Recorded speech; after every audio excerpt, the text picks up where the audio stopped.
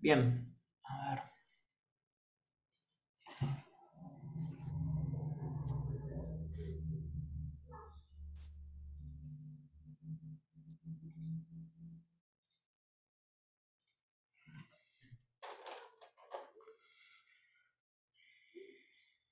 Bien, vamos a arrancar la unidad 2, que trata un poco sobre la historia de la Tierra y paleontología, ¿no? Vamos a ver que esta imagen ya les había presentado en la primera clase, cuando presenté un poco el panorama de todas las unidades que íbamos a ver. Allí lo que les comentaba era que este dibujo es como una especie de reloj, donde a las 12 tenemos el inicio de la edad de la Tierra, que es hace 4.600 millones de años, y luego si nos movemos en sentido horario, vamos a volver al principio y estaríamos en el presente. Que la mayor parte del tiempo la vamos a dividir en realidad todo el tiempo lo vamos a dividir en etapas que se llaman eones y la mayor parte del tiempo corresponde a estos 13 eones que son prácticamente 4.000 millones de años de la historia de la Tierra. Cada uno de estos eones representa una característica particular de cómo era la Tierra en ese momento, ¿no? Pero no existen estas divisiones en la realidad. Son divisiones que han puesto los geólogos para diferenciar determinados periodos o momentos. No quiero decir periodos porque periodo es otra palabra.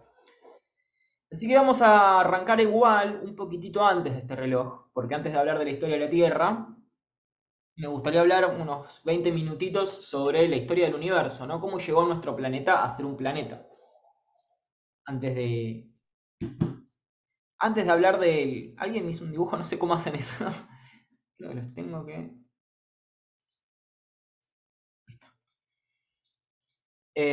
Bien. ¿Alguien sabe cuál es la edad del universo? Del universo. Vimos que la Tierra tiene 4.600 millones de años. El universo, ¿alguno sabe? Más de 600 billones o una cosa así, o me refui a la mierda. Bueno, más de 600 millones tiene, porque la Tierra tiene 4.600. O sea, No, tenemos no, que... no, billones. Ah, y sí, te fuiste bastante. Estamos en el triple de la edad de la Tierra, más o menos. O un poquito menos. El 14 mil universo, millones. 4.000 millones tiene la Tierra, o un poquito más. El universo tiene 13.000 millones. O sea, 3 veces más la edad de la Tierra. Más o menos todo el mundo habrá escuchado la palabra Big Bang. El Big Bang no se sabe si es el comienzo del universo o simplemente el comienzo del universo tal como lo conocemos, ¿no? Puede ser que haya habido algún universo antes, eso ya empieza un poco en el campo de la física teórica. No existe evidencia de eso, no existe evidencia de un universo antes, pero tampoco podemos decir que el Big Bang haya sido el inicio y antes no había nada.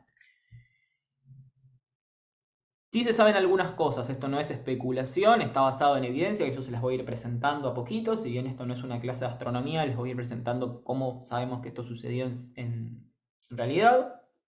Lo que podemos definir es que el Big Bang es el comienzo de la aceleración del universo que se encontraba en un estado puntual. Todo estaba en un estado puntual del tamaño más o menos de un átomo, y en ese momento no existían los átomos tal como existen hoy. Existía materia y energía mezclado.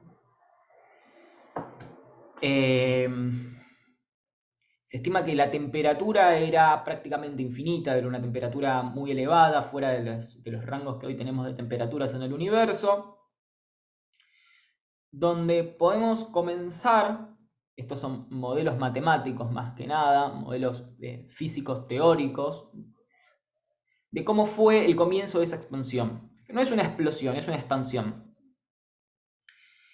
Que duró, como ven acá, esto si no saben es notación científica y básicamente significa un cero seguido de 43 ceros después de la coma, ¿no? Es una fracción muy, muy, muy, muy pequeña de tiempo. 0,0043 ceros segundos. En ese momento empiezan a aparecer las primeras fuerzas físicas. Existen 5 fuerzas que gobiernan el universo, que es la fuerza de gravedad, la fuerza electromagnética, fuerte, débil, o sea, ahí tenemos 3. Y me falta una más que no recuerdo cuál es. Creo que es la electrodébil. Ahí tendrían 5 fuerzas. Esas 5 fuerzas básicamente... Profe, ¿Cómo? disculpe, ¿le puedo preguntar algo? Sí. ¿Cómo es que se crean las fuerzas esas? ¿De dónde salen? ¿O ya existían? Ahí entramos en un campo que ya se va fuera de mi especialidad. Esto se los voy a contar como por arriba para que lo tengan, pero esto yo lo tengo leído muy por encima. Básicamente, las fuerzas surgen de la interacción en diferentes partículas subatómicas. Hace unos años, ¿recuerdan las noticias sobre el gran acelerador de partículas en Suiza, el CERN, que se buscaba encontrar el Sí. bosón de Higgs? Es una partícula subatómica que hasta ese momento no existía evidencia de que exista, pero que podía ser responsable de generar la fuerza de gravedad. Es decir, la gravedad existe por esa partícula. Igualmente, como te digo, te lo estoy explicando muy por lo que sé, porque yo no manejo tanto esos conceptos. Pero, básicamente, en este momento no existían las partículas subatómicas. Empiezan a aparecer en los primeros fracciones de segundo. La primera fuerza que aparece es la gravedad. Después empiezan a aparecer las otras fuerzas, las fuerzas electromagnéticas y la fuerza electrodébil, creo que se llama. Y en la última fracción de esta inflación cósmica acelerada, así se lo llama, ocurre una etapa que se llama bariogénesis, que comienza a formarse la materia tal como la conocemos. Existe algo que se llama materia y algo que se llama antimateria, que nosotros no podemos ver porque se destruye automáticamente con la materia. En ese momento simplemente se origina algo que se llama materia y algo que se llama antimateria. En esa diferenciación ocurre algo que es muy importante para el comportamiento del universo, que son regiones más calientes y regiones más frías. Entonces pasamos de un momento singular donde todo estaba muy caliente en un espacio puntual a un espacio donde tenemos regiones más calientes y regiones más frías.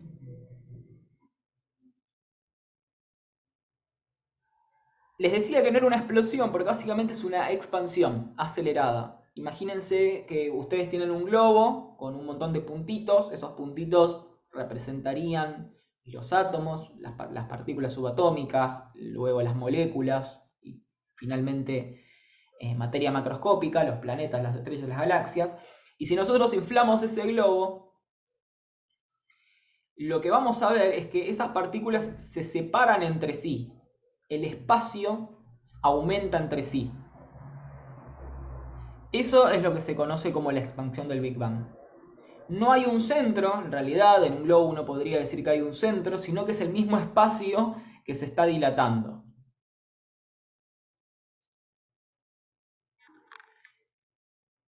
Bueno, esto es un cómic en realidad, yo no sé exactamente qué es lo que diferencia la materia de la antimateria, pero básicamente les digo, en un comienzo del Big Bang había estas dos cosas y primó la materia. Tenemos un universo con materia principalmente. Aunque la antimateria puede ser recreada en laboratorio, bla bla bla, determinadas condiciones, pero básicamente tenemos un universo con materia. Materia podríamos decir que somos nosotros, estamos formados por átomos, pero todavía no teníamos átomos, teníamos pequeñas partículas subatómicas que en los primeros 20 minutos del Big Bang, recuerden que todavía estamos en una etapa muy breve de tiempo, no hablamos de una fracción de segundo antes, bueno, ahora en los primeros 20 minutos, estas partículas subatómicas, por ejemplo, los protones, los neutrones, los electrones, yo sé que este principio de la clase va a resultar más fácil a los que tuvieron química en alguna materia del secundario o en la facultad. Para los que no tuvieron química, quizás les resulte un poco más extraño lo que les comento. Estaría bueno que vean alguna introducción o recuerden un poco lo que era la tabla periódica para ubicarse en esto. Pero principalmente lo que son los átomos, los protones, los neutrones y los electrones, que hasta ese momento estaban separados, en los primeros 20 minutos forman átomos. Y el átomo más simple, ¿saben cuál es? ¿El hidrógeno? Exacto, por eso es el primero que está en la tabla periódica, ¿no? Es el más liviano, es el que tiene un protón, un electrón depende del isótopo, puede tener más neutrones. Este es el primer átomo que se forma, el primer elemento que tenemos de la tabla periódica. También se forma el segundo, que es el helio. Ahí ya tenemos 2 protones y neutrones. Y se forma un poquitito de litio, pero muy muy poco. Estos son los que en esta tabla periódica están pintados de celeste. Estos son los que se formaron en los primeros 20 minutos del Big Bang. Digamos un universo de hidrógeno y helio. Profe, ¿y cómo se sabe eso? Ahí me matás un poco. Eh, hay mucho que es física teórica y ahora te voy a explicar un poco de evidencias de cómo sabemos que el universo se está expandiendo y esa es la base fundamental de la cual podés llegar al principio. Gracias. Lo de cuáles fueron los primeros átomos es evidente porque básicamente es una cuestión deductiva saber que los primeros átomos son los más simples. Ahora, ¿cómo sabemos que se formó un poquito de litio, por ejemplo? Es una pregunta que me hice yo y no la pude responder fácil. Estaría bueno anotarla a ver si alguno la quiere descubrir y se lleva un 10. Igual forma parte de extracurricular, la verdad. Hay una materia de astronomía. Si alguno la está haciendo o la va a hacer, acuérdense de esta pregunta porque yo no la sé por cómo sabemos que se formó un poco de litio. Algo de eso les voy a contar ahora en un ratito cuando veamos la fusión atómica en las estrellas. Eso se puede saber, hay determinados instrumentos que se fijan qué elementos están formándose en las estrellas a partir de la radiación que se produce en esas estrellas, a partir de la luz. Ahora te comento un ratito de eso.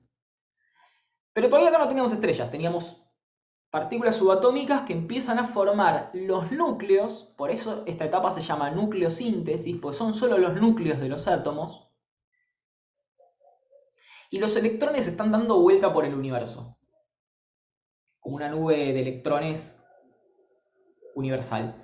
Y esa nube de electrones tarda bastante tiempo en acomodarse. Al principio simplemente está ocupando todo el universo, y lo que sucede con esos electrones es que no permiten interactuar, no permiten escapar la radiación. Entonces, absorbían la radiación y no permitían que viaje a través del universo. Por eso se habla de un universo oscuro en este momento, no existía la luz. Hasta que en un momento se enfría lo suficiente para que los electrones se acoplen a los núcleos de los átomos. Cuando comienza a suceder esto, ahí sí tenemos los primeros átomos con electrones, átomos neutros, y en ese momento comienza a viajar la luz a través del universo. Esa primera luz del universo es lo que se conoce como radiación cósmica de fondo. Y la radiación cósmica de fondo, no sé si alguna escuchó hablar de eso, es una onda en la señal de los microondas que cuando se estima la velocidad y el tiempo en el que viajó, se sabe que esa radiación viajó durante 13.000 millones de años. Es básicamente la luz más vieja del universo, que no nos llega como luz, sino que nos llega como radiación de microondas. Y cuando hacen Pero fue una pregunta. Porque a mí me da curiosidad, qué método se usó todo para saber o qué tiempo tiene esa radiación? Antenas, el método de cómo descubrieron el tiempo no lo sé, pero las personas que lo descubrieron quiero buscarlo con la foto y te muestro el aparato que usaron. O sea, era un aparato para decir Eran el antenas momento. parabólicas, básicamente. En ese caso no eran como las antenas de ahora, tenían esta forma. Y básicamente utilizaron este equipo, que no me acuerdo cuál era, porque en realidad no estaban buscando eso, estaban buscando otra cosa. no sé si con fines bélicos no, ahora no recuerdo cuál era el motivo, pero estaban buscando otro tipo de transmisión de ondas y captaron eso.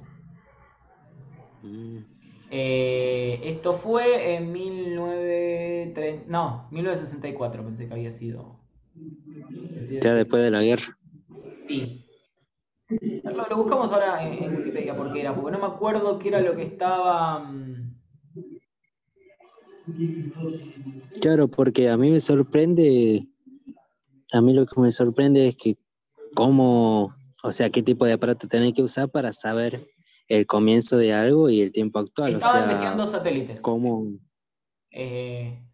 Acá estaban testeando unos satélites y me acuerdo que era algo accidental, pero no sabía exactamente la causa. Trabajaban para Industrias Bell. El cómo te lo encargo para leer porque yo no lo sé tampoco. Cómo haces el cálculo, pero es básicamente sencillo. Saben cuánto viaja una onda, saben la frecuencia. Y básicamente por eso pueden hacer sabes la amplitud de la onda también. Más o menos con eso puedes saber cuánto tiempo viajó. Pero la verdad es que no lo sé. Lo voy a investigar porque no lo sé. Lo importante es que calcularon ese tiempo y dijeron, che, esto es algo que viene viajando desde hace mucho tiempo, es una señal relativamente débil, pero que se puede captar, y lo que supieron básicamente fue la edad del universo en este momento. En realidad la edad del universo hay un poquitito menos, porque teníamos estos miles de años, en el que 379 miles de años en los cuales el universo se comenzó a enfriar.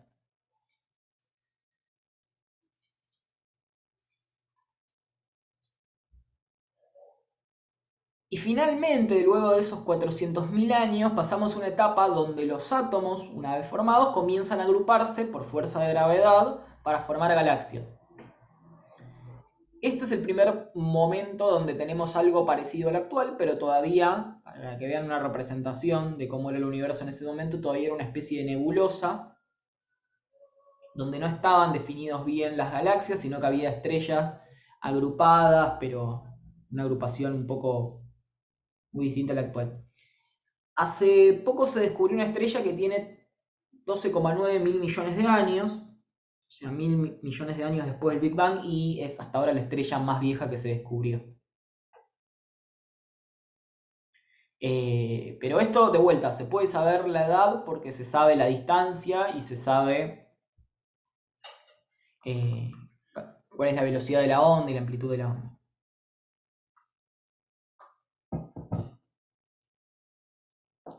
Luego de esta edad oscura, donde en realidad no había una emisión de luz tan grande como la que conocemos hoy en día, finalmente tenemos un momento en donde pasamos una etapa de galaxias agrupadas en clústeres y superclústeres, o cúmulos también se le dice en castellano, donde además empiezan a surgir otros cuerpos del universo, como los cuásares, los agujeros negros y un montón de cosas que desconozco porque de vuelta no es mi campo. Pero tenemos el universo como lo conocemos hoy en día, ¿no? Después de los 13.000 millones de años.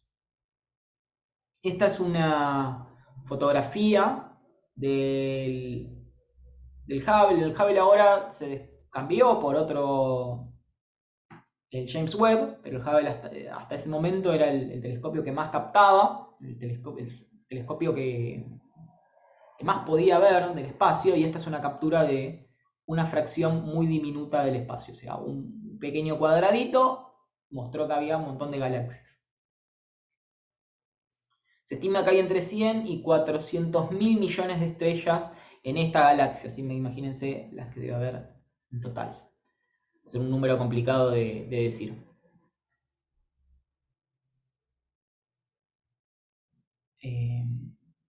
Y al mismo tiempo, si haces un zoom muy muy pequeño, bueno, acá está, esta imagen corresponde a esto que estaba viendo el radiotelescopio.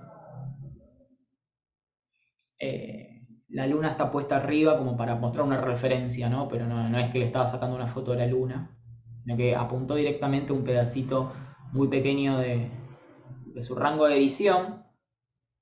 y lo que se ve es todo esto.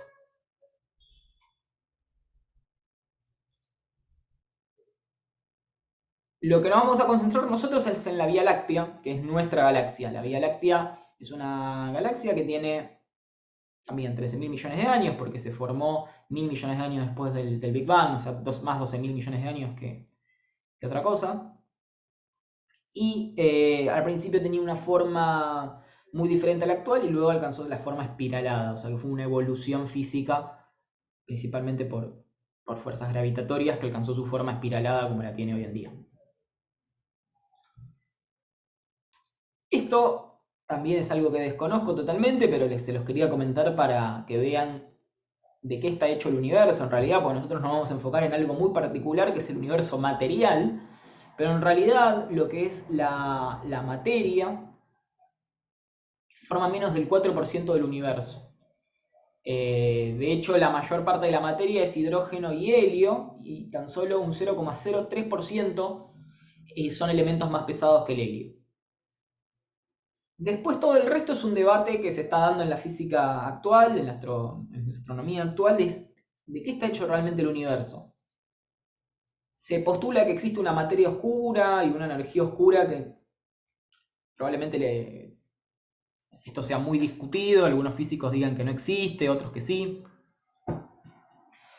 Pero se postula algo que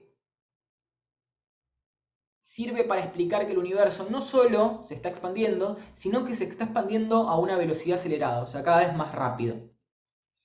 Entonces, algunos físicos, principalmente del campo teórico, porque no se ha descubierto que existe realmente, proponen que existe una materia oscura que produce esta aceleración. Yo desconozco totalmente de esto, así que no puedo argumentar. Pero sabemos que el universo sí se está expandiendo y que se está acelerando, porque podemos ver algo en los radiotelescopios que se llama efecto Doppler. El efecto Doppler todo el mundo lo habrá escuchado alguna vez en su vida, pasa que nosotros no lo asociamos a eso, pero es por ejemplo cuando pasa un auto y se escucha un cambio en la velocidad de ese auto. Principalmente por ejemplo una sirena. Van a ver que primero lo escuchamos más agudo y después lo escuchamos un poco más grave. Profe, nada que ver con el tema, pero ¿y una ecografía Doppler qué sintonía usa? Tipo, No, me mataste, no tengo idea. tranqui, tranqui. No tengo idea de eso. No, pero el efecto Doppler básicamente Es una onda sonora. es un efecto que pasa con las ondas cuando los cuerpos se alejan. Especialmente cuando los cuerpos se alejan a una velocidad acelerada. Cuando se están alejando, lo que produce es que nosotros una compresión de la onda hacia donde el cuerpo se dirige. Eso en el caso del sonido es más fácil de ver, ¿no? Porque es más fácil de explicar. Y una dilatación de la frecuencia de la onda de donde está el espectador. Entonces nosotros escuchamos primero un sonido más agudo y después un sonido cada vez más grave. Eso lo podemos identificar con cualquier auto que pase más o menos rápido y que tenga un sonido constante. Principalmente si tiene una sirena se va a percibir más fácil. Con las estrellas pasa lo mismo. Los radiotelescopios lo que descubren es algo que se llama corrimiento al rojo. La luz que captan se va volviendo más roja, es decir, con una mayor frecuencia electromagnética en todas las estrellas. Y eso lo que evidencia es que el universo se está expandiendo a una tasa acelerada. Y ese es el porqué del Big Bang. Bueno, volvemos a las estrellas. ¿Cómo se forman en este caso? Básicamente, las estrellas son el colapso de materia que no está ordenada, particularmente en lo que se llaman nubes moleculares, donde hay hidrógeno, helio en su mayoría, pero también hay elementos un poco más pesados. Y a medida que esos elementos pesados van colisionando, se forman núcleos que al mismo tiempo, mientras se acercan, liberan calor y produce en un momento un núcleo más pesado donde se origina una protoestrella. Esta protoestrella primero no tiene luz, en realidad es una protoestrella, no es una estrella. Pueden tener dos caminos si la cantidad de masa suficiente Si la cantidad de masa no es suficiente, se va a producir algo que se conocen como enanas marrones, que serían estrellas apagadas. Y si la cantidad de masa es suficiente, se produce un proceso físico que se llama fusión nuclear, en el cual los átomos se combinan unos con otros, porque la energía es tal que permite romper los núcleos y combinar esos núcleos de átomos en núcleos más grandes. Eso libera una gran cantidad de energía que se transmite en forma de luz. Entonces, el Sol está brillando principalmente porque ocurre la fusión nuclear. Y nosotros habíamos dicho que el elemento más simple era el hidrógeno. O sea que la primera fusión nuclear va a ocurrir con núcleos de hidrógeno que van a formar helio.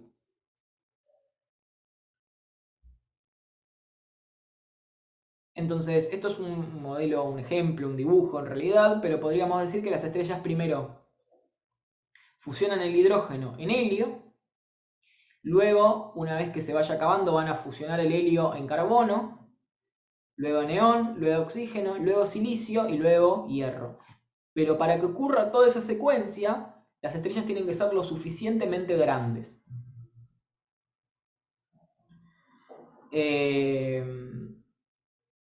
Desconozco hasta qué elemento fusiona en nuestro Sol actual, pero creo que carbono.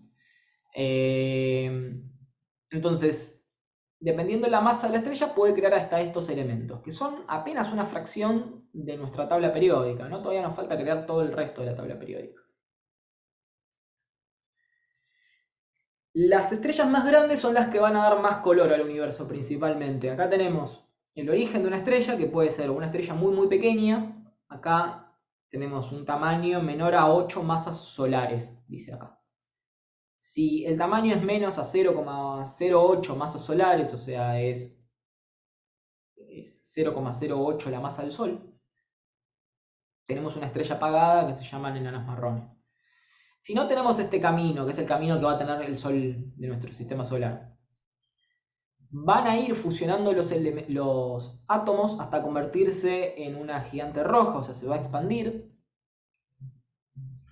Y luego va a colapsar, puede tener dos caminos, colapsar en otra nebulosa, puede originar una estrella que se llama enana blanca.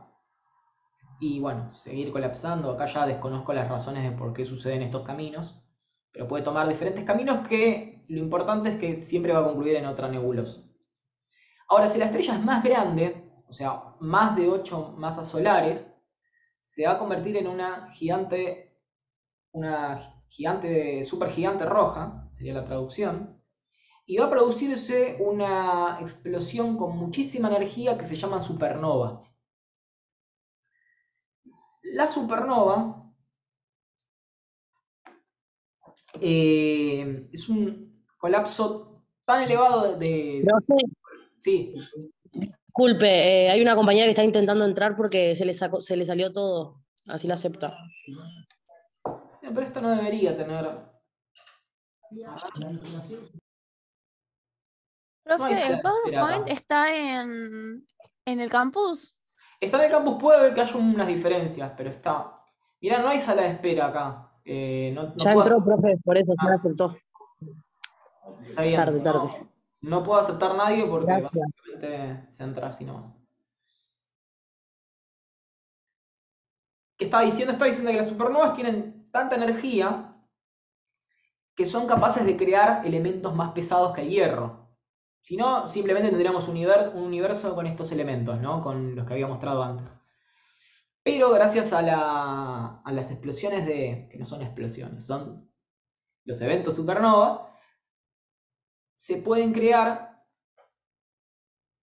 hasta esta parte de la tabla periódica. Fíjense que todos los que están en amarillo son los que se crean en explosiones de supernova.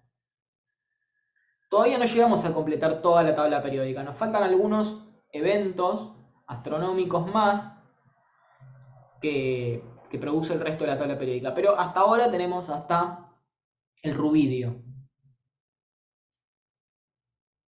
Esta es una foto también sacada del Hubble de una nebulosa, que hay una historia que es más un mito que una historia. o al menos yo lo tengo identificado como un mito, no sé si hay una evidencia de esto, pero se asocia a esta nebulosa del Cangrejo a un registro histórico chino de astrónomos chinos en el año 1074. Lo que registraron fue una gran explosión en el cielo, donde podían ver algo como 2 soles, uno era el real y otro era la supernova, y que duró unos días. Entonces, se cree que esta supernova es relativamente reciente en términos astronómicos, tiene 1000 años nada más. Bien, el proceso este que les decía que tiene alta energía se llama proceso R y es el que va a generar básicamente hasta el rubidio. Pero después tenemos otros eventos, que ahí se los voy a traducir. Tenemos en rojo algo que se llama fisión por rayos cósmicos. En violeta, que es lo que nos va a generar el resto de la tabla periódica, fusión de estrellas de neutrones. Y en verde tenemos la muerte de estrellas de baja masa. Y básicamente están en este gráfico. Depende de la masa de la estrella, puede haber determinados caminos que nos produzcan diferentes elementos. Particularmente parece que la formación de estrellas de neutrones, que se producen a su vez por estrellas de gran masa, son las que producen el resto de la tabla periódica. Pero básicamente todo se reduce en nubes moleculares que forman estrellas que mueren y forman otras nubes moleculares en las cuales luego van a formarse otras estrellas o no. Pero así es como se forma toda la tabla periódica, desde el Big Bang hasta eventos astronómicos bastante particulares. Ahora, es importante destacar que no todos los elementos son igual de abundantes en el universo, ¿no? Eso lo sabemos hoy en día, ¿no?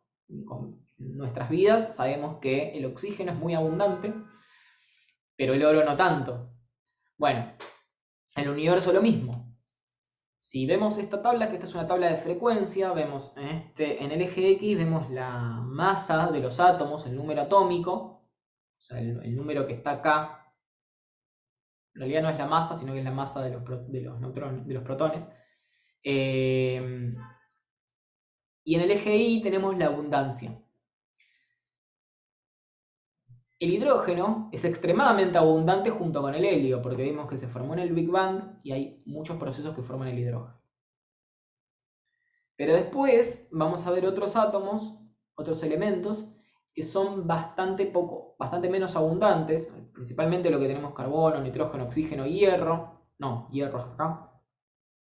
Estos se forman en estrellas, pero después los de acá son el resto de la tabla periódica que necesitábamos estos eventos astronómicos particulares para que se formen. Así que la conclusión de esto es la formación de materia, de elementos químicos en el universo, tiene diferentes causas y no todas las causas son igual de frecuentes, y en particularmente esa frecuencia es la que nos va a dar un universo principalmente formado por hidrógeno, helio, seguido de unos pocos elementos más pesados. Y así pasamos al sistema solar, ¿no? Pasado todo lo que les contaba de la Vía Láctea, se formó la Vía Láctea, alcanzó su forma espiralada, y en 4.600 millones de años lo que ocurrió fue el colapso de una nebulosa, que acá les había explicado todo el proceso, ¿no? Todo este proceso hasta llegar al Sol, en el cual la primera etapa de esta acreción fue un disco con una protoestrella y un disco de acreción. Eso se llama así, disco de acreción protoplanetario. Acá hay una foto que muestra una estrella con un disco de acreción. Esto está captado por un telescopio actual en algún lado del universo. Pero más o menos así se habría visto la formación del sistema solar.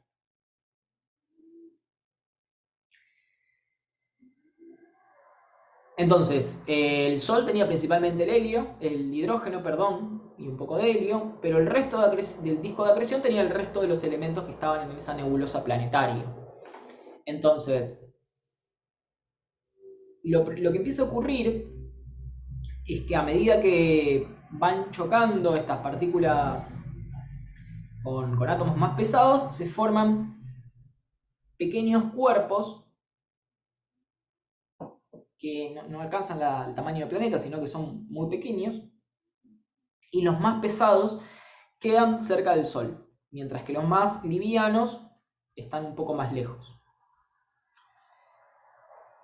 Los más livianos van a formar los gigantes gaseosos, que son Júpiter, Saturno, Urano, Neptuno. Y los más pesados van a formar los planetas terrestres, que son Mercurio, Venus, la Tierra y Marte.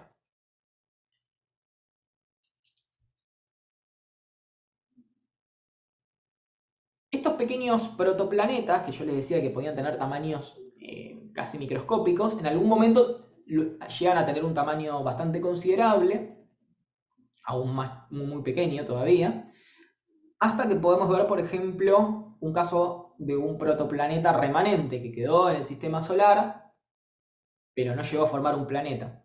Ese es el caso de Vesta. Entonces, Vesta se encuentra entre Marte y Júpiter. Es un cuerpo que no es un planeta enano, es un protoplaneta. Quedó orbitando el Sol, pero no llegó nunca a formar el tamaño de la Tierra o de Venus o de Marte. Estos protoplanetas se cree que en realidad, y digo se cree porque acá hay algunas hipótesis y bastante especulación, de que en realidad no tenían material liviano, que el material liviano principalmente quedó en la parte más lejana del disco de acreción y formó a los gigantes gaseosos, como Júpiter. Entonces se cree que principalmente estos protoplanetas tenían hierro, tenían silicio, tenían carbono, pero no tenían materiales livianos, no tenían hidrógeno, no tenían oxígeno, no tenían flúor, etc. Profe, ¿podría repetir de vuelta qué es un protoplaneta? Bien, el protoplaneta es... en realidad no sé si hay un límite de tamaño, pero principalmente es cualquier fragmento que estaba formando parte del disco de acreción, pero que todavía no tiene la masa suficiente para convertirse en un planeta. La verdad es que no tengo los límites de cuándo pasa a ser un protoplaneta a un planeta.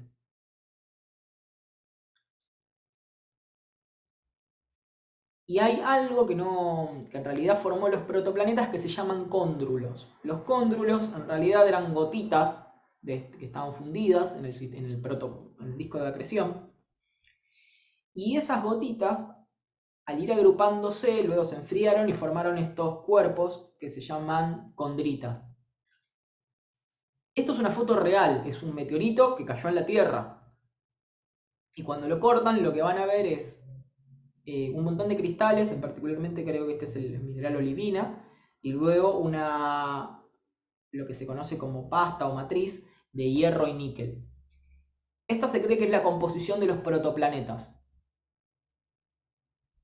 Una masa relativamente no homogénea, pero en realidad no hay una diferenciación en capas, o sea, es básicamente lo mismo, con una parte metálica de hierro y níquel y una parte de elementos que luego van a formar minerales como la olivina, que se les había mostrado en la clase pasada. Vieron que les mostré la olivina, que era ese mineral verde que estaba en el manto terrestre. Bueno, es el mismo que está acá.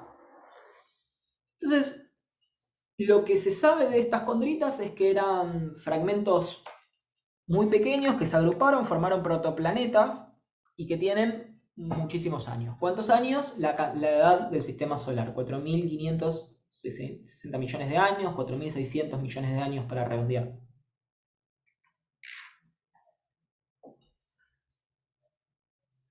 Así que bien, acá de hecho se puede ver bien.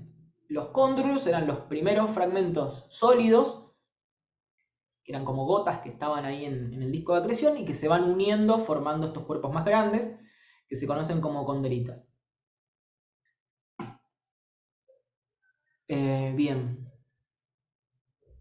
Y finalmente llegamos a un momento en donde alguno de estos protoplanetas, voy a ilustrarlo con Vesta, pero imagínense que esta podría ser el aspecto de la Tierra en ese momento, la Tierra hace 4.600 millones de años, se veía así. Por primer momento en la clase vamos a hablar de la Tierra. Hasta ahora estamos hablando de un universo, luego la formación de la Vía Láctea y luego la del Sistema Solar. Pero ahora tenemos la Tierra, hace 4.600 millones de años. ¿Qué se sabe de este momento? Nada. Se sabe muy, muy poco. Principalmente porque no hay nada que haya quedado de ese momento. Lo que nos quedan son los meteoritos que cayeron mucho tiempo después, que estimamos que la Tierra debía ser así. Pero la verdad es que no sabemos nada. Lo único que sabemos es la edad. Esto también está discutido si la Tierra estaba en... ¿Cuál era la temperatura de la Tierra original? Si era muy caliente o era más bien fría. El consenso científico se inclina a que era más bien un lugar caliente. Y Adiano viene del dios griego Hades. Hades, ¿vieron cómo es esto? No me sale la película. Hércules. No sé si son muy chicos o no, pero si son de mi edad tuvieron que haber visto Hércules. Sí, sí, sí. Hades, que bueno, en la película de Hércules era el malo, y era el hermano de Zeus, era el rey del inframundo. Entonces lo que se cree es que la Tierra estaba en un aspecto, como muestra esta ilustración artística, un aspecto infernal, ¿no? Prácticamente todo fundido, con un sol gigante, un montón de meteoritos cayendo, un volcanismo muy primitivo, pero no sabemos nada exactamente cómo. Hay algo que nos quedó de ese momento, que no es fácil de encontrar, porque fíjense que es muy muy pequeño, que son cristales de un mineral que se llama zircón.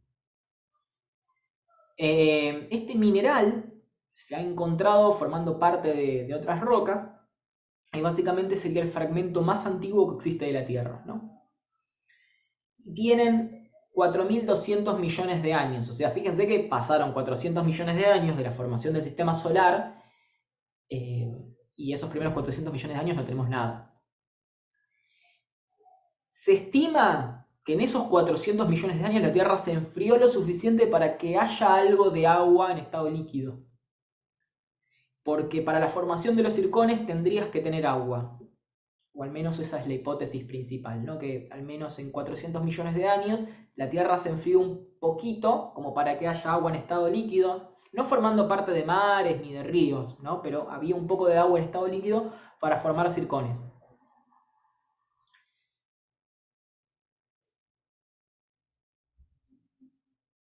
Esto que yo les comentaba que se llamaba Adiano es el primer eón, ¿no? Acá lo ponen como ádico, pero es lo mismo. Y vamos a dividir la Tierra, la historia de la Tierra, en fragmentos de tiempo. Quiero que presten atención acá, si alguno está distraído. Quiero que presten atención porque esto es importante que les quede para el parcial. Si vamos a preguntar. Vamos a dividir la historia de la Tierra en fragmentos de tiempo. Y el fragmento de tiempo más grande se llama eón. O sea, la primera división que hacemos se llama eón. Y el primer eón es el Adiano. Que va a ir de los 4.600 millones de años hasta los 4.000 millones de años. Después tenemos el Arqueano y el Proterozoico. Pero esos tres eones conforman algo que vamos a llamar Precámbrico. Luego tenemos un eón, que es el eón moderno, que se llama Fanerozoico. No importa tanto los nombres, pero sí recuerdan esto, que tenemos un momento de la Tierra que se llama Precámbrico y un momento más moderno que se llama Fanerozoico. Entonces, los tres eones del Precámbrico son el Adiano, el Arqueano y el Proterozoico. Acá aparece como ádico y arcaico, pero es lo mismo. Esta tabla que ven acá se llama tabla cronoestratigráfica y es muy utilizada por los geólogos porque podemos hacer las divisiones de tiempo y a su vez dentro de esas divisiones de tiempo, como los eones, podemos hacer divisiones más finas. Entonces a los eones los vamos a dividir en eras. Entonces tenemos, dentro del Arqueano tenemos varias eras, dentro del Proterozoico tenemos 3 eras, y luego dentro del Fanerozoico tenemos la era Paleozoica, Mesozoica y Cenozoica, donde estamos actualmente. Pero a su vez podemos dividir las eras un poquito más y las vamos a dividir en épocas. Fíjense que el Fanerozoico está muy dividido en épocas. Entonces, perdón, primero me faltaba periodos antes de ir a las épocas, ¿no? Tenemos bastante división en periodos, por ejemplo el Jurásico, el Triásico, el Pérmico, pero si nos vamos al Precámbrico, vamos a tener algunos periodos en el Proterozoico, pero después fíjense que si nos vamos para acá, para el principio de la Tierra, no tenemos ninguna división, porque no sabemos nada. No tenemos información como para dividirlo tan fino. Entonces, mientras más atrás nos vamos en la historia de la Tierra, menos sabemos. La única división que podemos hacer es que la Tierra estaba en un estado complicado, con alta temperatura, y eso lo establecemos como un eón. Pero todavía no podemos establecer nada porque no tenemos rocas, no tenemos nada que nos dé una evidencia. Ahora, en vez de usar esto, les propongo como ejercicio mental que usemos el calendario cósmico. En realidad el calendario terrestre. Es algo propuesto por un... Ahora te respondo para que me contestes, Andrés. Quiero comentar esto.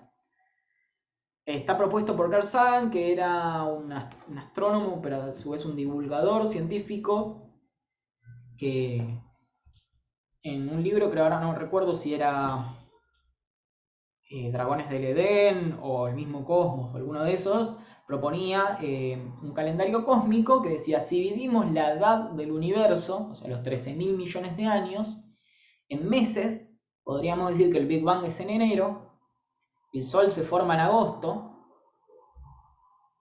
las primeras formas de vida en noviembre, en diciembre, el 14 de diciembre tenemos los primeros animales, los dinosaurios aparecieron en Navidad, se extinguieron el 30 de diciembre y nosotros aparecemos en el último segundo de la medianoche.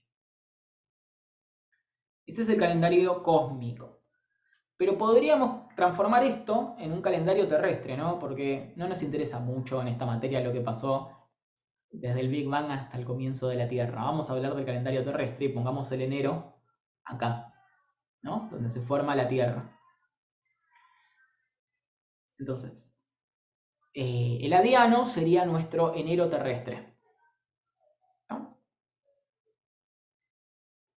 Entonces, ¿qué va a pasar en nuestro calendario terrestre? En la primera semana de nuestro enero terrestre se va a formar la Luna. Más o menos a los 4.000 millones de años, ya terminando el adiano, la Tierra o la prototierra colapsa con un planeta o un protoplaneta que se llamaba Teia, o así le pusieron, porque no tenía nombre en ese momento, y lo que produjo fue la fusión de toda la corteza terrestre y luego la eyección de ese material formando una especie de anillo como el que tiene Saturno, ¿no? Entonces, este anillo después colapsó formando la Luna. Esta es la formación de la Luna como parte de la Tierra. Y me quedaba una pregunta de Andrés, que habló y que levantó la mano y no lo dejé hablar. ¿Me querías decir algo?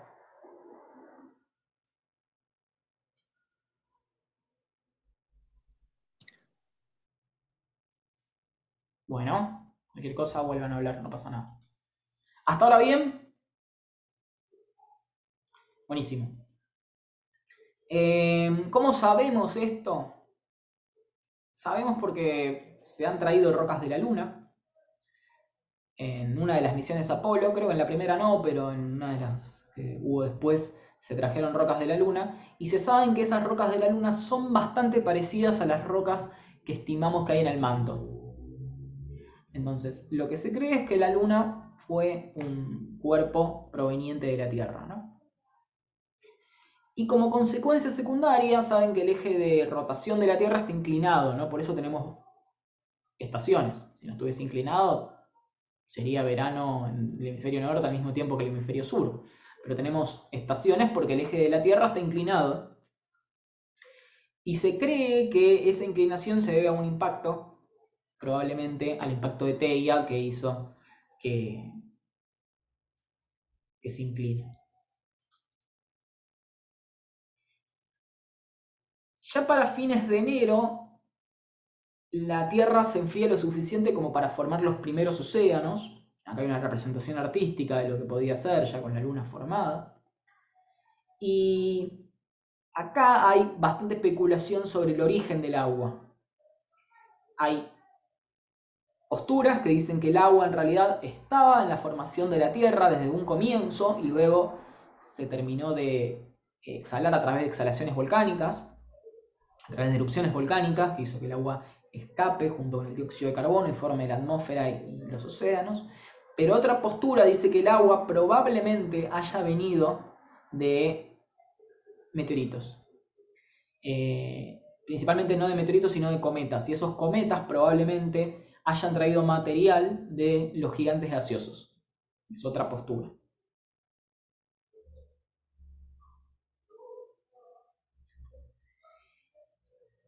La lluvia de meteoritos y cometas fue bastante larga, era una cosa de todos los días, y se llamó bombardeo intenso tardío. Eso fue el periodo que duró entre 4.100 millones de años y 3.800 millones de años. Ahí lo que se estima es de que no solo se trajeron elementos livianos como el agua, en realidad hay una molécula, sino que también se trajeron otros elementos raros en el sistema solar, como elementos más pesados y más raros que no existían en la formación de la Tierra, ¿no? Evidencia de este bombardeo intenso tardío lo sabemos porque las rocas de la Luna pueden ser datadas, ¿no? Entonces, se sabe que las rocas de la Luna en la parte blanca, que se llaman terras, son más viejas que las rocas que se encuentran en las partes oscuras, que se llaman mares. Esas partes oscuras de la Luna son grandes cráteres, o en realidad una coalescencia de cráteres que se formó en el bombardeo intenso tardío. Se cree que la Luna fue impactada en ese momento también. Así que esta es la evidencia de que la Tierra estuvo bajo el impacto de meteoritos. Acá les comentaba, este es un modelo que en realidad está bastante cuestionado, pero lo que estiman fue que este bombardeo intenso tardío se produjo principalmente por un cambio en la órbita de Júpiter, que Júpiter se desplazó de la órbita en la que estaba y produjo el movimiento de los asteroides hacia los planetas terrestres, ¿no? En ese movimiento se trajo también bastantes cometas con materiales livianos. Pero bueno, está bastante cuestionado, no hay una evidencia sólida de este modelo. A mí me gusta porque explica bastantes cosas, ¿no? Pero no todo lo que nos gusta es cierto. Profe, ¿cómo se supo de que Júpiter se trasladó de un lado a otro?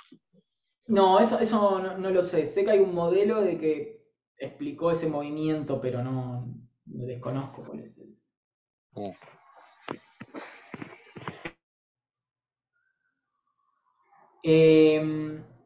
Hay otras hipótesis que surge de qué trajo este impacto de meteoritos, que es la de la panspermia.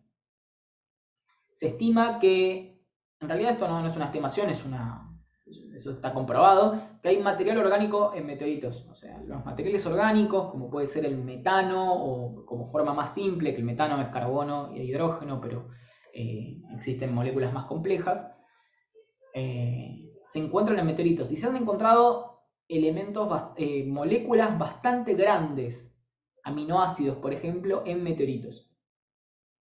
Esto es un montón, porque en realidad es un fundamento de que los ladrillos que formaron las primeras formas de vida podrían haber venido del espacio. Y esa es la teoría de la panspermia. De hecho, hay dos panspermias. Una que dice que la vida vino, o sea, los organismos se formaron en el sistema solar en algún lugar fuera de la Tierra y vino hacia la Tierra. y una que es un poco más creíble, que dice en realidad la vida se formó en la Tierra, pero los ladrillos fundamentales, los aminoácidos o por qué no, partes de la cadena de ARN y ADN, se encontraban ya formados en meteoritos. Esa es una hipótesis, no tenemos evidencia de esto, la única evidencia que hay moléculas orgánicas complejas en el sistema solar y se forman de manera inorgánica. Pero la otra postura es la de la abiogénesis terrestre, que básicamente postula que la vida se originó íntegramente en el planeta Tierra y que el planeta Tierra de entrada ya tenía todos los elementos constituyentes de las primeras formas de vida. Y la biogénesis principalmente postula que la vida en la Tierra sí o sí se originó en agua, y que no solo se originó en agua, sino que en regiones de volcanismo subacuático, en regiones como las que estoy poniendo en la foto de abajo. Perdón. Estos se llaman fumarolas, y las fumarolas estas tienen bastante contenido orgánico, donde en algunas de estas fumarolas se encuentran bacterias aclimatadas a condiciones de vida muy, muy, muy extremas. Se llaman extremófilas. Entonces, esto sirve como, en realidad, más que como evidencia, como apoyo para decir, las primeras formas de vida que no hacían fotosíntesis probablemente eran como estas bacterias que vivían en estas fumarolas, acostumbradas a grandes temperaturas, a que no haya luz solar. ¿Y cuándo ocurrió esto? Se estima que de 3.500 millones de años a 4.000 millones de años. O sea que la vida en la Tierra podría ser casi tan vieja como el mismo planeta. Repito, no hay una evidencia sólida de cuándo fue esto. Yo les había comentado que hasta ahora no teníamos rocas en las cuales agarrarnos, podíamos tener pequeños cristales como este zircón o meteoritos como las condritas, pero no teníamos rocas. A partir de los 4.000 millones de años, en realidad las rocas se formaron, lo que pasó es que se destruyeron en el momento. No nos quedó nada de eso, no es que no había rocas. A partir de los 4.000 millones de años tenemos las primeras rocas que se preservaron hasta la actualidad, que se encuentran en Canadá. Después Australia tiene otras que le pegan el palo, ¿no? Si no tienen la misma edad, están ahí nomás. Pero las de Canadá se llaman gneiss de Acasta. Gneiss es una roca que van a ver luego que caracteriza un gneiss, pero es un tipo de roca que tiene bandas claras y bandas oscuras, como la que ven acá. Y aparentemente, digo aparentemente porque puede descubrirse en algún futuro un afloramiento más viejo que este, pero por ahora esta es la roca más antigua que se conoce en la actualidad. Si lo vamos a nuestro calendario terrestre, ya estaríamos en el mes de febrero. En el mes de febrero lo que podemos hacer también es la transición a un nuevo eón, que es el Arqueano. Si vemos una representación artística de cómo era el Arqueano, vamos a ver un planeta bastante más calmo, ya con la luna formada, con una atmósfera con nubes, y océanos, con mares. Pero particularmente me interesan estas formitas que ven acá, que ahora les voy a contar qué son, ¿no? Estas cositas redondas que muestran en la playa. En el Arqueano, además, es muy importante que aparentemente tenemos las primeras formaciones de continentes.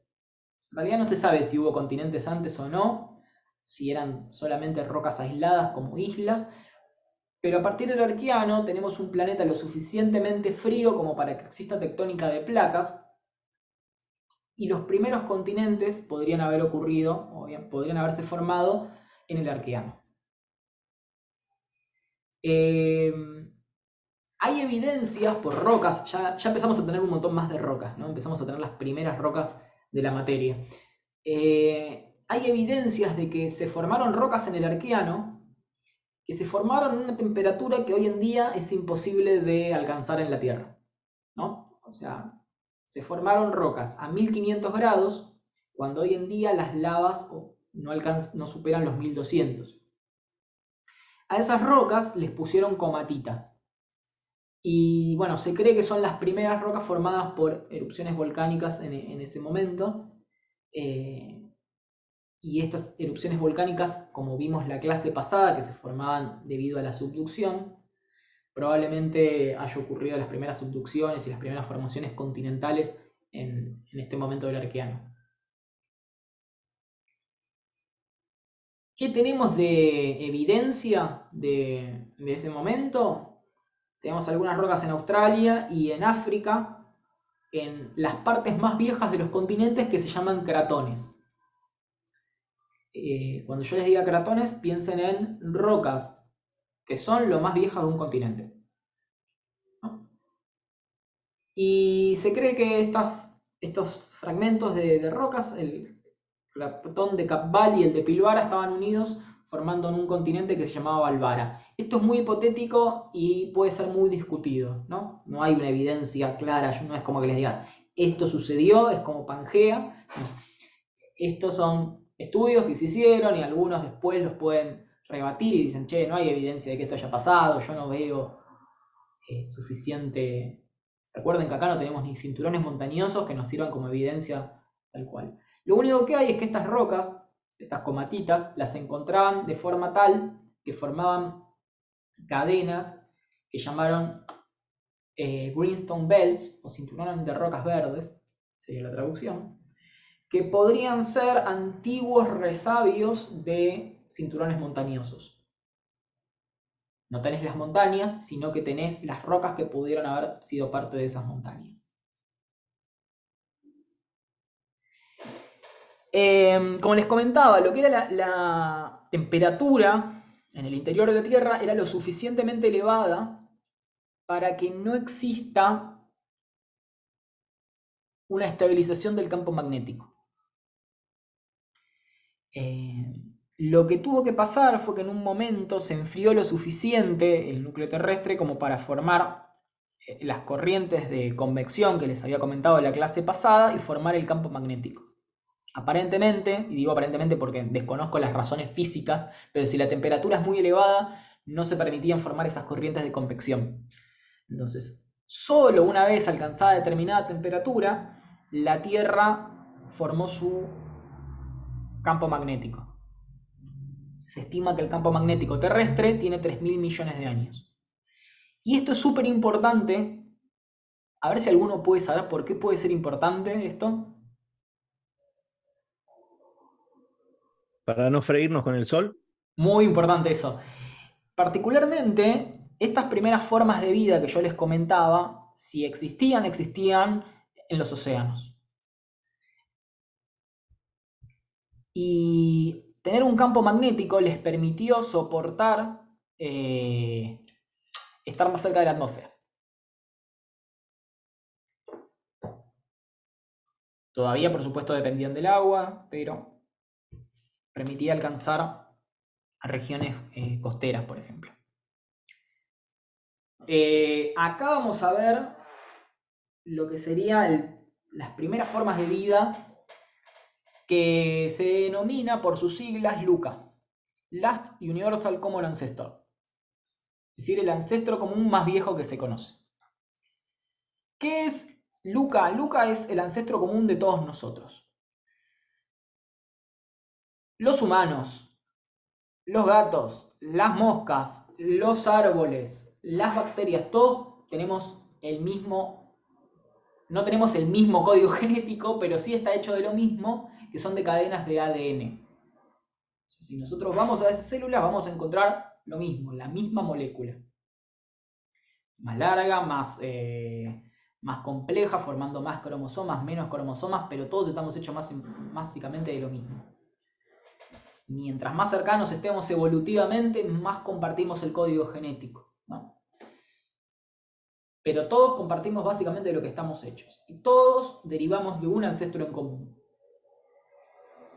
Se estima que el ancestro común era un organismo, bueno, por supuesto unicelular, una sola célula, parecido a las bacterias. No voy a decir que era una bacteria porque hay algunas diferencias biológicas que desconozco, pero parecido a las bacterias. y a diferencia de la mayoría de las bacterias no hacía fotosíntesis, sino que vivía de los nutrientes que estaban en el agua. Como les comentaba acá, podía ser los nutrientes que se exhalaban de exhalaciones volcánicas. Entonces eran principalmente quemotróficos. El gran misterio de la biología es cómo se forma la vida. No se sabe, no existe un modelo, no se puede recrear en laboratorio, básicamente porque falta la variable tiempo. Se han hecho muchos experimentos, pero no se puede recrear vida en laboratorio. Hay cosas muy interesantes que se han hecho, si no me equivoco, esto se los digo, tómenlo con pinzas porque capaz que no era tan así, pero se han creado membranas celulares artificiales y luego se les ha inyectado material genético y a partir de esa inyección las células se comenzaban a dividir. Sería casi como crear vida, pero en realidad el material genético ya lo tenían de antes. Lo que evidencia ese experimento, que quizás no era tan así que tómenlo con pinzas, les digo, es que existían determinadas estructuras físicas de membranas. Burbujas hechas de lípidos, por ejemplo. Burbujas hechas de lípidos y arcillas que permitían alojar nutrientes. Esas burbujas de lípidos en algún momento alojaron moléculas capaces de replicarse, como es el ADN y el ARN. Esta conjunción de moléculas capaz de replicarse a sí mismas, más procesos físicos de formación de membranas de lípidos, es lo que originaron las primeras células. Pero repito, no se sabe cómo pasó esto. Hay un factor que es el tiempo, que probablemente sea la razón fundamental, o sea, el tiempo haya causado la suficiente cantidad de experimentos para que esto funcione.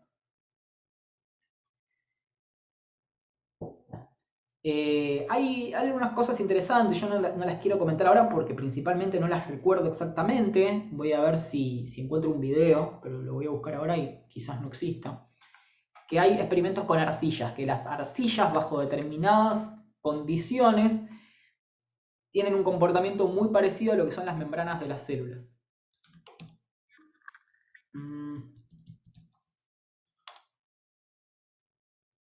No, esto me lo explican con plastilina, pero no. Bueno, en algún momento lo voy a encontrar y se los voy a pasar. Pero hay estudios que asocian al comportamiento de las arcillas, que es un comportamiento puramente mineral, con el comportamiento de las membranas de las células. Así que bueno, acá ocurrió algo que desconocemos desde el punto de vista científico, pero sucedió. ¿Cuándo sucedió? Lo podemos poner más o menos a los 3.400, 3.500 millones de años, ¿no? Esto hay evidencia muy discutida porque algunos dicen, che, esto es una evidencia, algunos dicen, no, eso es inorgánico, pero van a encontrarlo por ahí, si es más o menos, estamos en los 3.000 millones de años. Y lo que van a encontrar son estas estructuras que se llaman estromatolitos. Los estromatolitos son evidencia de protobacterias en realidad, porque capaz que no eran bacterias tal como las conocemos hoy en día, que iban viviendo una por encima de otra. Las colonias bacteriales vivían una por encima de otra. Esas bacterias que atrapaban parte del sedimento, formaban una lámina, luego las que vivían por encima atrapaban parte del sedimento y formaban otra lámina, y se iban formando estas rocas que, como ven, tienen un montón de capas muy pequeñas que se conocen como estromatolitos. Y la forma tridimensional de estos cuerpos son como estas bochas que ven acá en la playa de Australia. En este caso son estromatolitos actuales, no son del Arqueano. Son estromatolitos que se están formando hoy en día. Si bien hoy en día hay muy pocos lugares donde se forman estromatolitos, hay partes del desierto de Atacama, de la Puna, donde se forman estromatolitos, partes de Australia, particularmente creo que son regiones hipersalinas. En el pasado, en el momento del Arqueano, eran muy comunes. Y básicamente son los primeros fósiles que tenemos de la historia de la Tierra. Si vamos a nuestro calendario terrestre, ya estamos en marzo o abril. ¿Alguna consulta hasta ahora?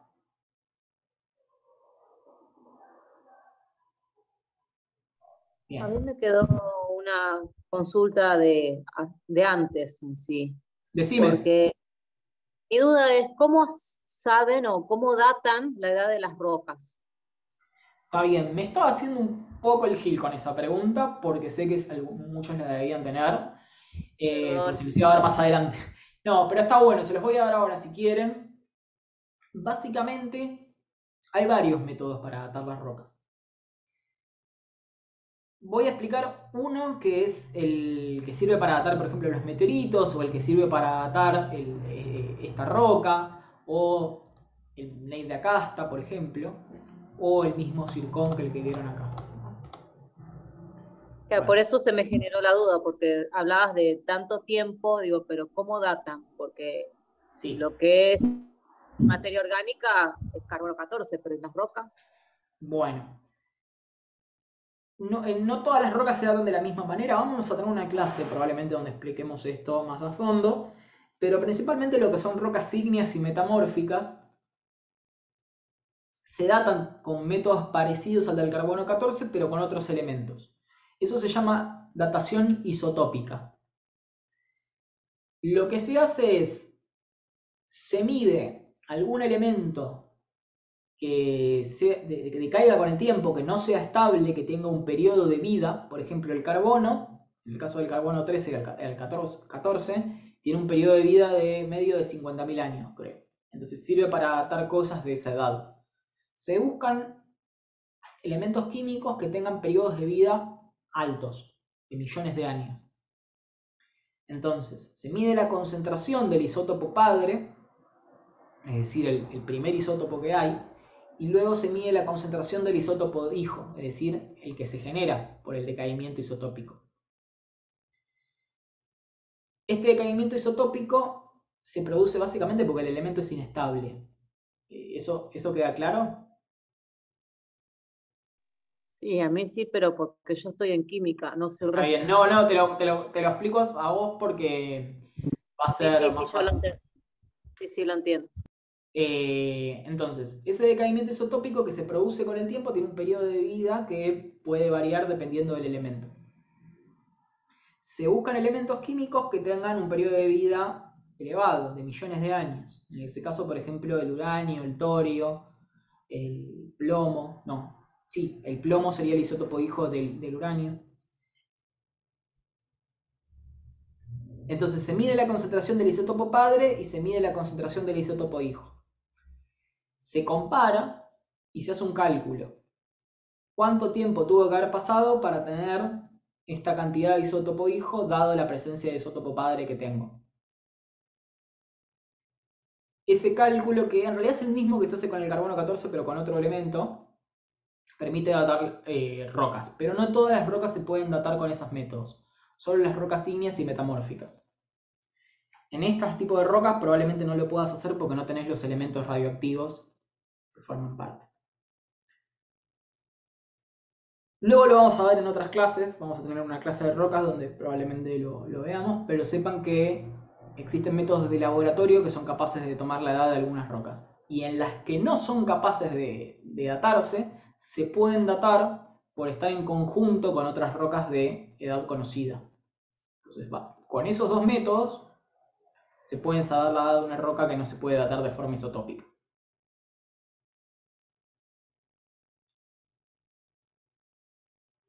¿Alguno quiere que lo vuelva a explicar esto o prefieren que lo explique en otras clases?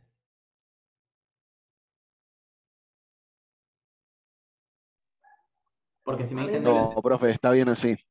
Está bien ahí. Buenísimo, es complejo, pero tenemos un espacio preparado para volverlo a explicar, así que no pasa nada.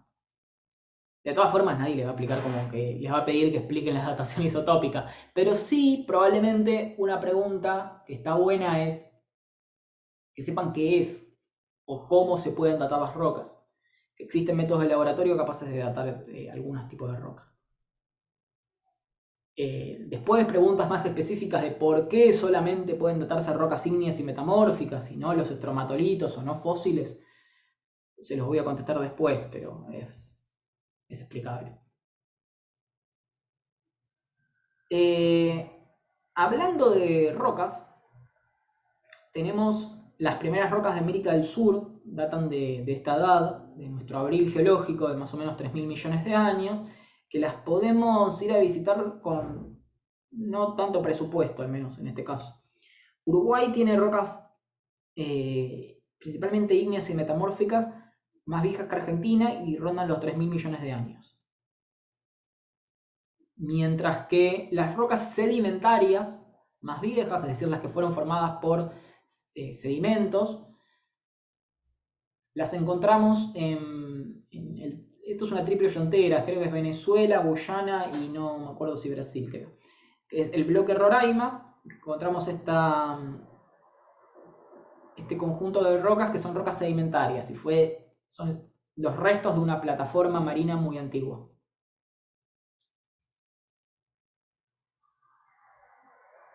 ¿Dónde estaba esto? Se cree que hay varios modelos, pero la verdad es que son muy discutidos todavía porque no hay una evidencia muy firme. Se cree que había un continente que se llamaba Kenorland, que reunía los principales cratones del momento y podría ser el primer supercontinente, ¿no?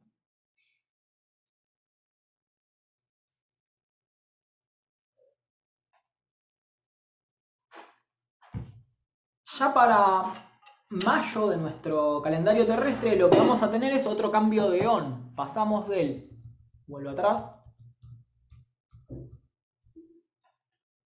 Arqueano, vamos a pasar al Proterozoico.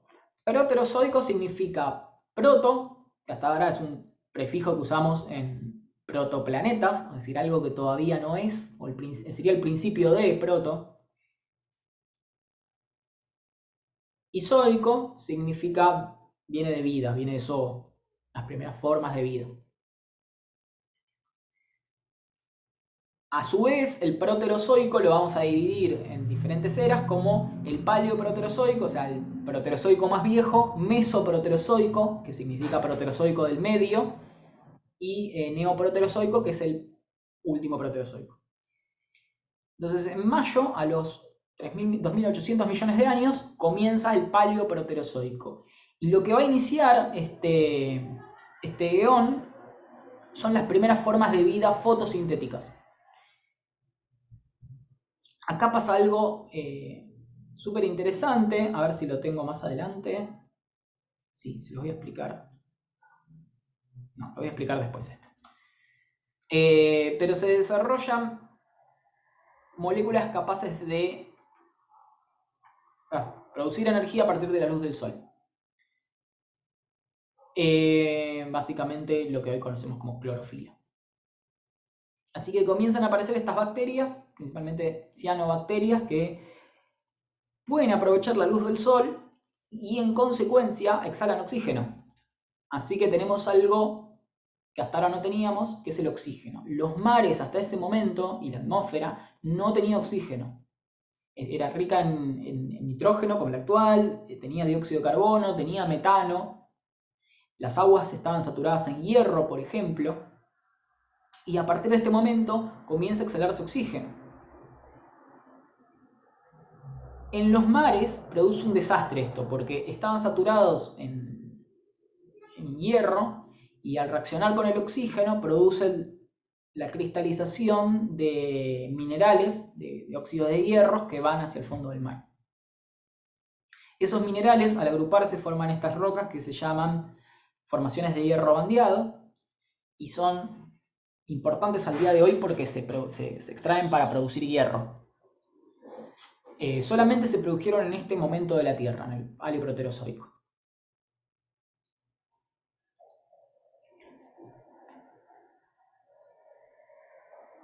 Una vez que se saturan los mares de oxígeno, comienza a escapar hacia la atmósfera. Y acá se produce el desastre que les comentaba, porque la atmósfera tenía bastante metano. El metano es un gas de efecto invernadero, es decir, que retiene la radiación del sol y produce un efecto de termo en la Tierra. Hace que no se escape tanta radiación que impacta en el planeta y hace que sea más cálido. Ahora, el oxígeno desplaza el metano y por lo tanto el efecto invernadero baja. Esto provocó una glaciación. Se cree que la primera glaciación se produjo en este momento, en el Proterozoico. Subieron los niveles de oxígeno, bajaron los de dióxido de carbono y los de metano. Lo que se estima es que la glaciación fue tal que cubrió todo el planeta y se llamó un periodo Tierra Bola de Nieve. Y que probablemente en regiones cercanas al Ecuador haya quedado un fragmento sin glaciación, que es lo que básicamente se concentró la vida y no se extinguió todo porque se concentró en este lugar cálido. Las evidencias de glaciaciones en latitudes cercanas al Ecuador se pueden saber por rocas. Hay rocas que se forman con los glaciares, en este caso es una diamictita glaciar, que tienen edades de este momento. Esta es una de las rocas que, por ejemplo, no podríamos datar con métodos isotópicos. Tendríamos que tener otros métodos que vamos a ver más adelante.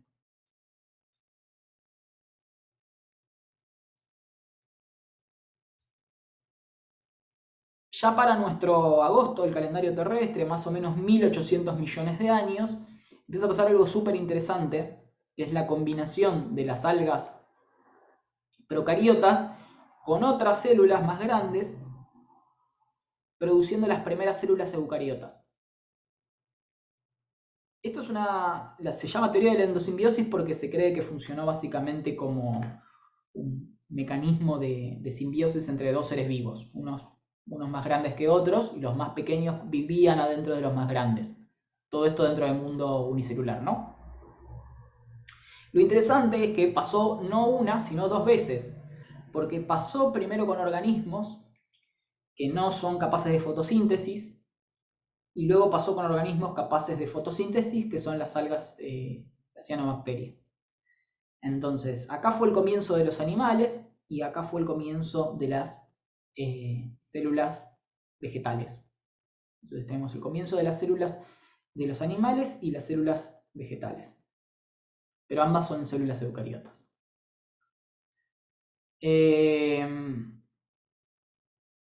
Hay un fósil de un eucariota más antiguo, a ver si hay una foto, no lo tengo.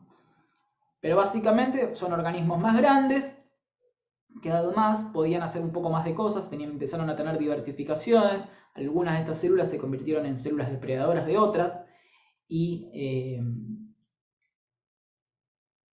spoiler, luego se van a agrupar para formar los primeros animales y las primeras plantas. Pero acá tenemos otro supercontinente. Acá ya tenemos más evidencia. Colombia hay bastante consenso de que existió. Hay bastantes rocas que coinciden en edad. Se cree que habían cinturones montañosos que unían los continentes de esta manera. Y sería el segundo o el tercer supercontinente, a los 1700 millones de años. Acá tenemos fotos de las... No sé cuál es el Rafatasmia. Pero acá tenemos fotos de los primeros organismos eucariotas, ¿no? Este es uno actual, está vivo se llaman dinoflagelados, pero hay fósiles de estos organismos.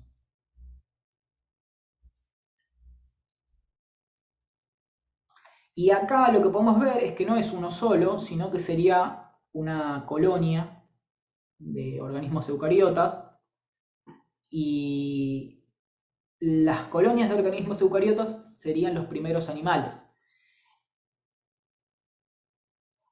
Acá tenemos esto es una colonia actual que se llaman cuanoflagelados y está formado nada más por 5 o 6 células. Estos cuanoflagelados forman organismos que en realidad son muy parecidos a las esponjas de mar, nada más que más pequeños. Las esponjas de mar, si uno las ve en un microscopio, básicamente están formadas por cosas muy parecidas a los cuanoflagelados. Así que la hipótesis es que las colonias de organismos eucariotas formaron animales muy simples como las esponjas de mar. Las esponjas de mar serán los primeros animales. Y acá tenemos ya el cuarto supercontinente. Yo no me acuerdo si era el cuarto o el tercero, pero tenemos a Rodinia, otro supercontinente que sí tenemos evidencia. Ya estamos en un terreno más firme. ¿Por qué? Porque tenemos un montón de rocas. Entonces sabemos que existieron cinturones montañosos uniendo Australia y la Antártida. Esto que es América del Norte con lo que es hoy en día Sudamérica. Acá tenemos esto que está mal escrito. Esto sería el Río de la Plata.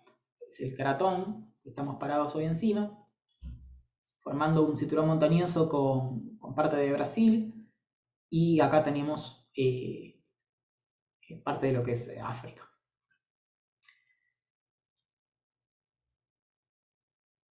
Para ese momento ocurrió otra glaciación que se llamó el periodo Tierra de Bola de Nieve 2, no fueron muy originales en el nombre, y lo que se cree que fueron varios periodos de glaciación intercalados. Uno a los 700 millones de años, otro a los 650, pero lo que se cree es que era un efecto que se retroalimentaba. Primero existía la glaciación, luego lo que pasaba era que se producían efectos en el ciclo del dióxido de carbono que no permitía reciclarse, entonces quedaba en la atmósfera, se producía un periodo de tierra invernadero, y luego se reducía reiniciando el periodo de glaciación. Esto aparentemente pasó unas 3 veces.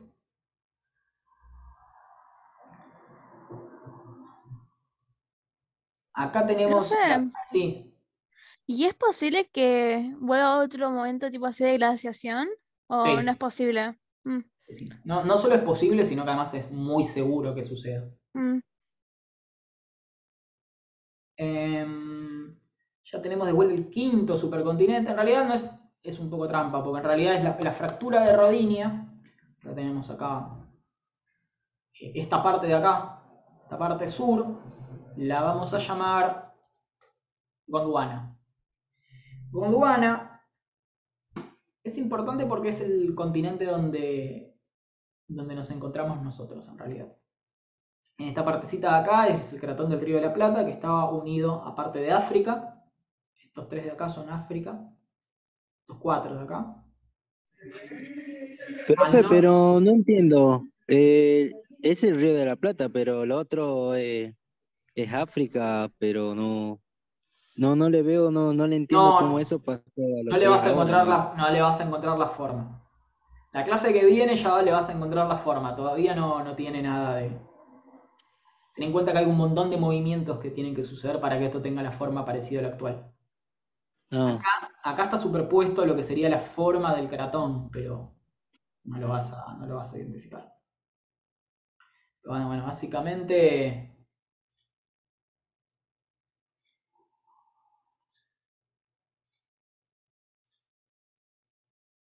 Esto de acá es Sudamérica. Esto es África. Esto es la India. Y acá tenés la Antártida. No lo vas a identificar porque van a pasar un montón de cosas. Esto después va a chocar con esto. Esto se va a romper por acá. Profe, como que quiere decir que después todo eso se va a empezar a separar. Sí, se va a unir y se va a separar. Esto de acá es América del Norte. Y esto de acá es parte de lo que hoy en día es Europa, principalmente más Rusia, Asia que Europa, ¿no? Pero todavía nos falta bastante para llegar a lo que tenemos hoy. Profe, yo por lo que recién me puse a ver en Google, el continente de Sudamérica, o sea, y el continente africano parecía estar unido, en vez de tener Vos lo que toda estás esa viendo forma. es la Gondwana más cerca del Jurásico, pero todavía nos faltan unos cuantos millones de años para llegar ahí. Esto va a rotar, va a haber varios cambios todavía que se tienen que hacer acá para llegar a para algo más parecido al actual. Bueno, algo también súper beneficioso y clave para la formación de la vida en la Tierra es la formación de la capa de ozono. Ya teníamos el campo magnético que nos protegía de parte de la radiación, pero como ustedes saben, existe una capa de ozono en realidad no es una capa tal como la conocemos, es una región con más ozono, y el ozono filtra parte de lo que es la radiación UV de la Tierra, ¿no? Entonces, a nosotros no nos Profe, llega... yo siempre, disculpe, ¿no? Yo siempre me pregunté cómo, siempre sentí curiosidad con eso, cómo es que se formó la capa de ozono y cómo es el agujero que tiene la cara de la capa de ozono. ¿Cómo es que El agujero pasó no, eso? no es tal, no es un agujero, de hecho ya no existe, o es algo que se saldó bastante. El ozono es una molécula de oxígeno, pero en vez de tener 2 átomos, como tiene el oxígeno molecular que respiramos acá, en las capas bajas de la atmósfera, tiene 3. Y se forma principalmente, lo que necesitas para formar esa molécula es energía solar, o sea, necesitas la radiación para formar esa molécula, pero además necesitas estar saturado en oxígeno. Entonces, no se formó antes porque no había suficiente oxígeno en la Tierra. Para que se forme tuvo que haber habido una oxigenación que fue producida principalmente por la aparición de no solo las bacterias que ya habían aparecido 1000 millones de años antes, sino las células eucariotas fotosintéticas, o sea, las protoplantas. Estas protoplantas eran mucho más eficientes en hacer fotosíntesis y produjo un evento de oxigenación más o menos cerca de los 700 millones de años que permitió la formación de la capa de ozono. Básicamente, la saturación de oxígeno en la atmósfera y la radiación produjo estas moléculas de oxígeno con 3 átomos. Después te contesto algo que me preguntaste, que es cómo en algún momento, más entre los 80 y los 2000, de ahora, ¿no? Millones de años, ¿no? Hace poco Claro. se habló se formó un agujero. En realidad no es un agujero, sino que es un sector de la capa de ozono donde había bajado la concentración de ozono y por lo tanto por ahí filtraban rayos que son cancerígenos. Eso se produjo por algo que se llaman, no me acuerdo el nombre, CF algo, CFT, CFT. Clorofluorocarbonados. Exacto, CFC. Muy bien, que tenían los aerosoles y otros productos industriales. Esos elementos reaccionaban con el ozono y se convertían en otras moléculas que produjeron la reducción de la capa de ozono. Hoy en día tengo entendido que está bastante saldado ese tema, que es un proceso que se pudo revertir. Se cambiaron las fórmulas de un montón de productos químicos que tenían eso. No tenemos ese problema. Bien. ¿Cuánto tenemos de tiempo? Tenemos 20 minutitos más y terminamos. Disculpen que no puedo dar receso, estamos justo de tiempo.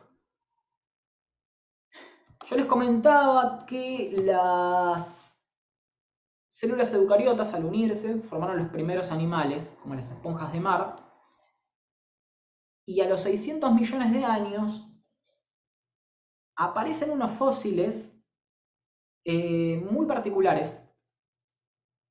Se sabe que son, no se sabe en realidad, se cree que son animales.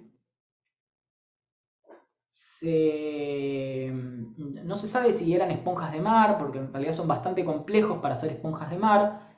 Se cree que algunos podían estar más emparentados con los corales y las medusas, que son los nidarios. O un experimento de animal que en realidad hoy en día no sobrevivió, ¿no? Que fue algo muy particular. Y se lo conoce como fauna de Ediacara, por el lugar donde lo descubrieron, en Australia. Tenemos los fósiles.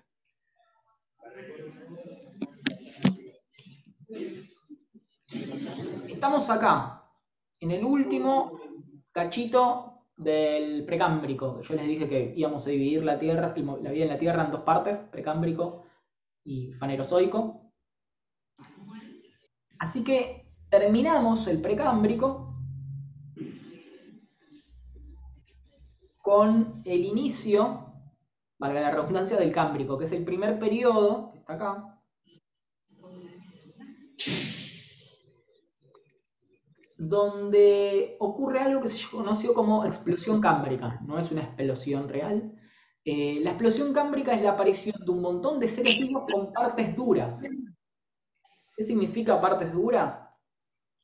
Básicamente, Los que teníamos acá en la fauna de Ediacara eran organismos que no tenían un exoesqueleto. Eran organismos blandos que dejaron impresiones en el sedimento. La clase que viene les comento un poco de fosilización. Pero lo que dejaron estos organismos era la impresión de sus cuerpos en el sedimento. Con la explosión cámbrica aparecen organismos que tenían exoesqueletos, partes duras. Muchos de estos organismos son los antepasados de organismos que existen al día de hoy. Por ejemplo, los artrópodos, los moluscos o los vertebrados aparecieron en la explosión cámbrica. Pero había otros que tenían formas particularmente muy raras y no se sabe si fueron experimentos evolutivos que no dejaron descendencia, es decir, aparecieron en ese momento, pero eran particularmente muy raros. Algunos como este, no se sabe exactamente qué era. Tenía como unas patitas, tenía unos cuernitos ahí, no se sabe bien a qué filo. Cuando digo filo es qué familia, se llama así en evolución, qué familia de organismos pertenecía. Después otros, como Opavina o Anomalocaris, se saben que eran artrópodos. Cuando digo artrópodos es el filo que contiene a los insectos, que contiene a los decápados como los cangrejos, a las langostas, a los... ¿qué más? Bueno, ustedes me entienden. Animalitos con un montón de patas medio feos. Bueno. Eran artrópodos, pero fíjense que eran bastante raros. Tenían 5 ojos, una especie de trompa acá con mandíbula. Anomalocaris tenía como 2 brazos. Anomalocaris era bastante grande, un organismo de unos 2 metros. Y después había otros que tampoco se sabía. Se cree que este que está acá, que es como un gusanito con 2 antenas, en realidad es el antepasado de los vertebrados.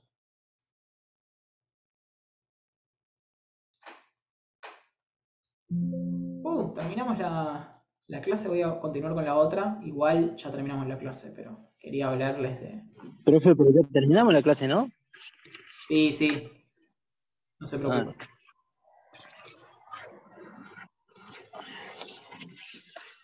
No, igual lo tenía, estaba buscando algo, pero no lo tengo acá. Básicamente... ¿Va a ser presencial la otra? ¿O la virtual? próxima va a ser presencial.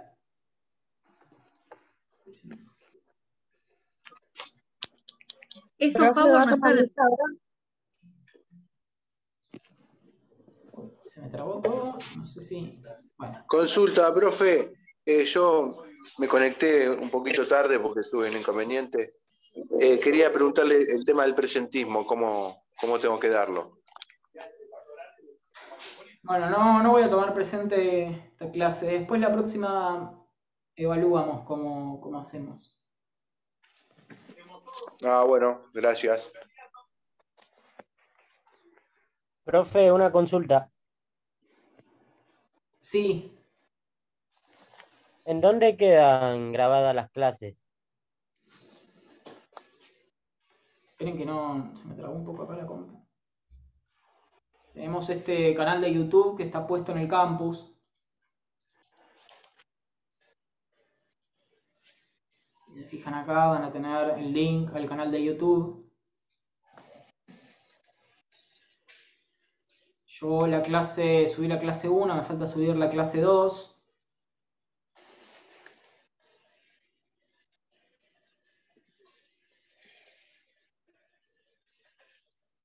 Si van en lo que es el home de la materia, van a encontrar acá el canal de YouTube, que les va a aparecer no solo las clases de ahora, sino que les va a aparecer obviamente las clases que vimos a lo largo del año pasado también. Pero bueno, acá tienen la fecha, falta subir el video de la clase pasada, que lo voy a subir hoy, y el de ahora. Bueno, si se quieren retirar, por supuesto que están en condiciones de retirarse. Les agradezco haber llegado hasta acá, pero me gustaría hablar un poquito de si les gustó la clase, si entendieron. Sí, estuvo buena la clase, profe. Más de lo que debería haber estado. Buenísimo. ¿Alguna consulta? algo que les haya quedado medio, que haya explicado medio raro y quieran volverlo a repasar.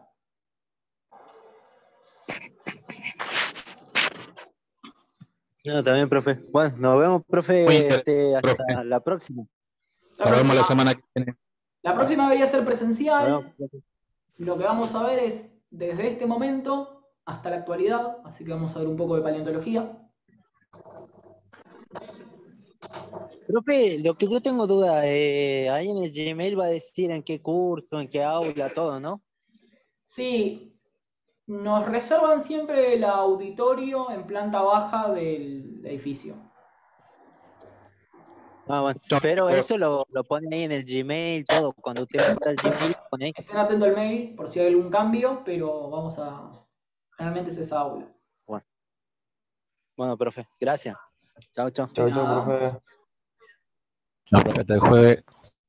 Chao, profe, gracias.